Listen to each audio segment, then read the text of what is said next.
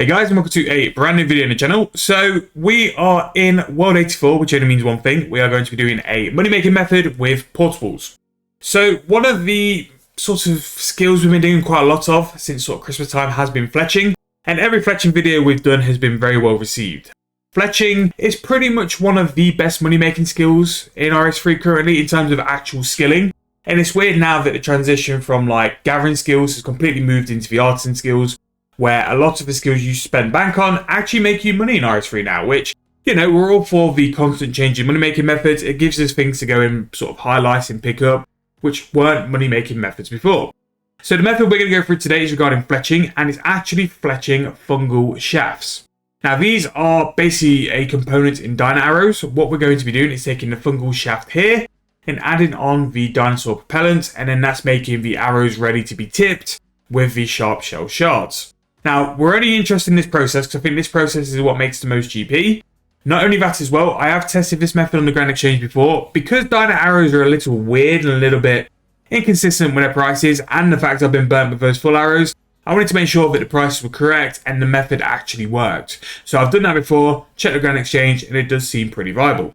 Now, the wiki quotes this at roughly 19 mil per hour profit. So that's what we're going to be trying with this sort of like stint of 30,000. It shouldn't take me too long, and I want to make sure that we can give you a sort of a decent experiment or decent sample size just to make sure that what we're saying is correct. So in terms of prices, the fungal shaft and the propellant are going to be 921 GP each. Now we're looking just to make sure that once this is turned into an arrow, it's going to be making more than that, which I'm pretty sure once we go and do it, we will. Now before doing that, I just want to run through a quick couple of things. We are on World 84, or a portable world. Now, the reason we're doing this is because things like a portable fletcher will be readily available. Alongside a portable fletcher, we want it to be in a Ranger's Workroom 2, as this gives us more chance to actually make extra arrows or bolts or stuff like that. And also as well, in terms of our setup, we have the Brooch for God, a very expensive edition, but it will make us money as well. Again, don't buy a Brooch unless you've fully justified why you should buy it. If you're going to be scaling with portables for a long time, a Brooch is 100% worth it, and it will probably make its money quite happily over the time you're going to be scaling. But again, that is quite an important decision because a Brooch still is roughly about 160 mil. Not only that as well, if you're 99 fletching, the fletching cape actually gives you a perk to actually make more arrows as well. And if you really want to, although the XP for fletching these won't be the best, you can have your Fletcher's outfit because it will give you some more XP as well. But in terms of making pure profit for this method, the items you're after is the Ranger's Workroom 2, a portable Fletcher, fletching cape, and the Brooch. And this is pretty much what you want to be doing when fletching any form of ammo for this. As you can see, the XP is pretty trash, but we're going to be able to do this. Now, you can actually do this on the Fletcher's workbench, but I think with the ability to actually make more and the fact we're actually looking for a money-making method, I think the portable Fletcher will be better. Obviously, I can be wrong, and I can't be bang on with that as well. So if you do think there's more viable reasons to use the Fletcher's workbench, by all means, drop them in the comments. We can have a discussion in the comments and see what we sort of think is the best method. But for me, looking at what the benefits are, the portable Fletcher does seem the best. When making headless dino arrows, you're going to be able to do it in batches of 60. Which is really good because it means it's very, very AFK. And it gives you a lot of time to sort of do stuff as well. It's a very chilled method. And when I was doing things like the bolts, the Hydrix, and the Onyx, it was very laid back to the fact that you can fletch in such a large stint and you can pay attention to other stuff. Now, this could be a really good method if you play to accounts. This could be a really good method if you want to watch YouTube videos, or a really good method if you want to do other stuff as well. And even though the XP isn't anything great, it will add up over time anyway. Now, as you can see, the Ranger's Workroom has already come in. The Fletcher Skill Cape has already come in. I'm a bit surprised the Brooch hasn't worked yet, but, you know, I'm sure it will come in at some point. So, from that original batch, we made 969 arrows from, I think, it was only supposed to be 900. And the price per Dinoarrow is 1.2, well, basically 1.3k. So, per arrow, we're actually making 300 GP profit. And per hour, we'll be able to make quite a substantial amount of arrows. I'll start this at 950 for this batch of arrows, and we can see roughly how long it takes me. I am actually, for you guys, I'm going to make the sacrifice of paying attention and making sure that we stay on top of it and actually not AFK. So we're going to be on the point with the timer and make sure that we can give you a rough ETA as well. I will finish all these and then we'll come back, run through the profit, show that they sell, and then also sort of like gauge it at GP per hour. But the wiki does state it's going to be roughly about 19 to 20 mil per hour. So what I'm going to do, I'm going to sort of stay here and start fletching away. Maybe watch a video or two, you know, but I'll be paying attention to make sure we try and do them as quick as possible. Come back with you guys with the finished sort of amount of arrows we've done. Then do a roundup, send them on a grand exchange, and then we'll go through the profits per hour. So what will probably be 2 seconds for you guys is probably going to take me about half hour-ish. But I'll see you guys then, and we'll go through how we finished. So I had to take a little bit of a break, probably about 20 minutes. So it works out on the wiki that you can do 45,000 arrows per hour. So that roughly took me about 40 minutes of actual time. And it is nice and AFK, to be fair.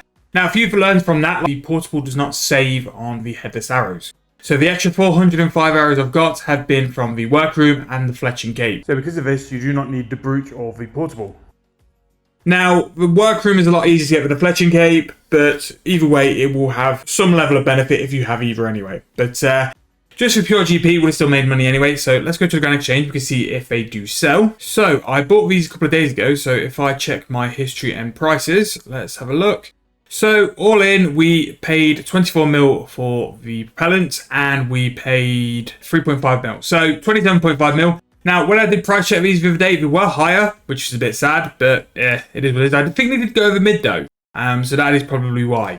So if we go in price check 1, and we can just see where we go. So anything over 1,000 coins is profit. Wow, 1.5k each. So these are quite high over mid actually. That's a pretty good price. So if I sell these for 15555, and again, 27 mil is what we've spent. Yeah, so we've roughly made 19 mil there, and we only did 30k. You should be able to do another 15,000 per hour. So even though we've made just under 20 mil, you could probably make another 10 mil on top of that as well. So definite prices here. And also, like, this just goes to prove as well, don't sell for the mid price. Don't sell in a rush. Make sure to check your margins, because we would have lost like 200 GP each if we were aiming for mid price as well. So yeah, definitely a moneymaker. Whether it is for a sustainable period of time, I'm not too sure. And another thing you can do with this as well, like, you are making the headless Dinoarrows. If you want to go and buy some sharp shell shards to put on top, you can do that as well.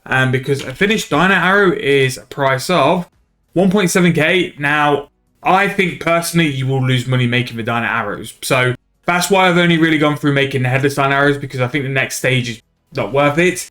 The time you can take to actually finish making this into a Dinoarrow, you can just make even more headless arrows. And we've talked about this a few times in processes as well. Sometimes just doing one process will make you more money than doing the full process. For whatever reason, that price is up. I'll just price check a Dinoarrow now, because I do think shard prices are there. Now, that's bought for just over 2k. And if we do a sharp shell shard, again, if that buys anywhere remote to the price it is, you're going to lose money. So yeah, 746 GP each.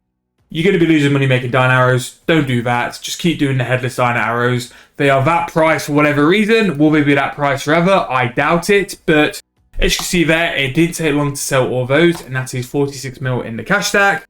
And just to show you guys one more time the prices. So we bought all the propellant for 24 mil.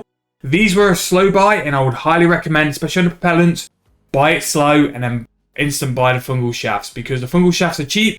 The propellant is where you're going to save most of your money, so make sure to try and get that for the best price possible. And so that is 27.5 mil, and we've turned that into 47.2, which is pretty good. Again, like, it's a nice little bit of profit, and it only took me 40 minutes to make that. So really, you could sort of say, but because they're over mid price, they could be more 28 mil-ish per hour, but the wiki suggests 19 mil. We proved it's more, and again, this is why we do these videos. I know I go through the monthly review of all the money making methods and we pick out all the good stuff.